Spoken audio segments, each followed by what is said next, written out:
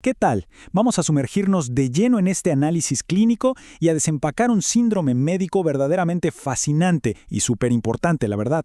Se le conoce como el complejo vasculocutáneo de la pierna. Para poner esto en perspectiva, piensen que las úlceras en las extremidades inferiores afectan a millones de personas a nivel mundial. Y esto no solo genera un golpe económico brutal para los sistemas de salud, sino un deterioro profundo en la calidad de vida de los pacientes. Nuestro objetivo hoy es estructurar esta información de manera súper clara, enfocándonos en el gran contraste que existe entre sus dos consecuencias más severas, las úlceras venosas y las úlceras arteriales. Es un escenario donde la precisión diagnóstica lo es absolutamente todo. Así que vamos a desglosarlo. Nuestra hoja de ruta para hoy es bastante directa. 1. El complejo vasculocutáneo. 2. Cómo se forman las úlceras. 3. Las úlceras venosas. 4. Las úlceras arteriales. Y 5. El diagnóstico clínico y su comparación. Sección 1. El complejo vasculocutáneo. Empecemos por establecer las bases. Según la Escuela Mexicana de Dermatología, estamos ante un síndrome plurilesional. ¿Y qué hace que esta definición sea tan atinada? Pues que reconoce que el padecimiento tiene dos componentes inseparables, el vascular y el cutáneo, típicamente allá abajo, en las piernas. En la práctica clínica diaria, esto significa que no estamos viendo un simple raspón que no quiso sanar. No, nos enfrentamos a una falla sistémica compleja que explota de forma local. Un punto clave aquí es que no tiene un origen infeccioso o neoplásico, sino que nace de alteraciones hemodinámicas profundas, y si no se atienden, garantizan un sufrimiento crónico tremendo para el paciente. La primera fase clínica arranca con un eritema permanente. Esta coloración rojiza intensa en la pierna es, literalmente, la señal de alarma inicial. Es el momento exacto que marca el inicio del daño en la piel, mucho, pero mucho antes de que el tejido se empiece a romper visiblemente. Piénsenlo como una advertencia silenciosa de que toda esa microcirculación subyacente está empezando a colapsar bajo una presión insostenible. Sección 2. Fisiopatología de la formación de úlceras. Vamos a ver cómo ocurre el desastre a nivel microscópico.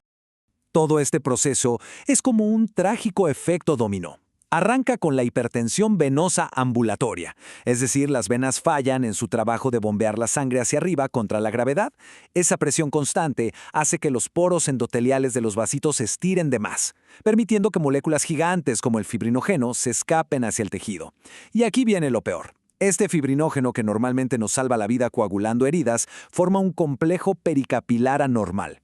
Ese complejo actúa como un muro de concreto impermeable. Bloquea por completo el paso de oxígeno y nutrientes hacia la piel. El resultado final inevitable, la anoxia tisular.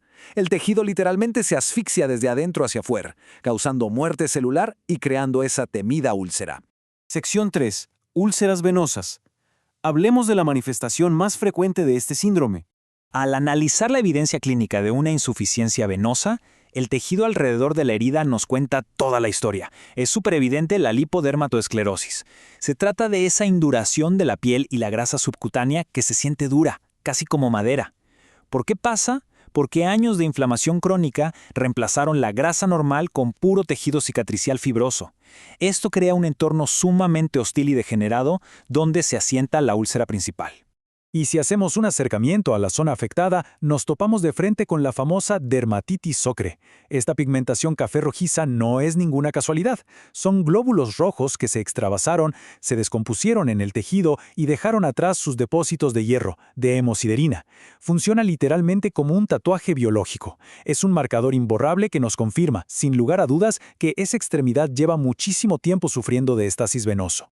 Entonces, el concepto fundamental que debemos llevarnos sobre las úlceras venosas es que son un problema mecánico, un problema de presión pura y de válvulas que ya no cierran. Están íntimamente ligadas a personas que pasan horas interminables de pie por su trabajo, peleando a diario contra la gravedad.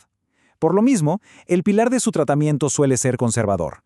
Consiste en contrarrestar esa fuerza de gravedad, elevando las piernas sistemáticamente, y el estándar de oro, el uso de vendajes de compresión elástica. Estos vendajes actúan como un corazón externo, una bomba muscular que exprime esa sangre de regreso hacia arriba. Sección 4. Úlceras arteriales. Y aquí es donde cambiamos completamente de canal. A diferencia del problema mecánico de estancamiento del lado venoso, las úlceras arteriales son una crisis absoluta de suministro de oxígeno. Su raíz es profunda, arterioesclerosis de los grandes vasos. Aquí el cuadro clínico da un giro dramático y muy doloroso. Se presentan con un dolor agudo, repentino, inmensamente intenso. La famosa claudicación intermitente.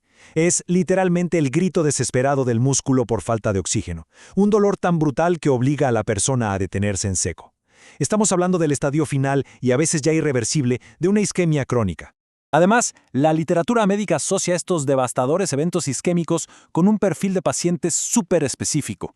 Hablamos predominantemente de individuos mayores de 45 años que traen consigo una verdadera bomba de tiempo de factores de riesgo, antecedentes de años de tabaquismo, diabetes mal controlada, hipertensión y dislipidemia. Estas condiciones no solo se suman, se multiplican exponencialmente, destruyendo la pared de las arterias de forma activa y tapando el flujo hasta que el tejido distal muere de hambre. Sección 5. Diagnóstico clínico y comparación. Vamos a poner ambos extremos frente a frente. Esta es la línea divisoria fundamental. Úlceras venosas, problemas flebostáticos impulsados por hiperpresión hidrostática crónica. Las válvulas fallaron y el líquido se acumula. Úlceras arteriales, eventos puramente isquémicos impulsados por tuberías tapadas y una hipoxia severa. La manera más fácil de visualizar este complejo es así. Un lado de la moneda se está ahogando por exceso de líquido estancado y el otro lado agoniza por una sequía total de sangre con oxígeno. Visualmente en la clínica solemos ver bordes cortados a pico, un fondo sucio y formas súper irregulares. Pero ojo aquí, porque hay un misterio clínico fascinante que a veces engaña a la intuición.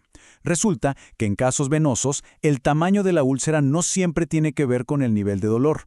Es decir, podemos ver una úlcera venosa enorme y de aspecto aterrador que curiosamente solo genera un dolor sordo y muy tolerable.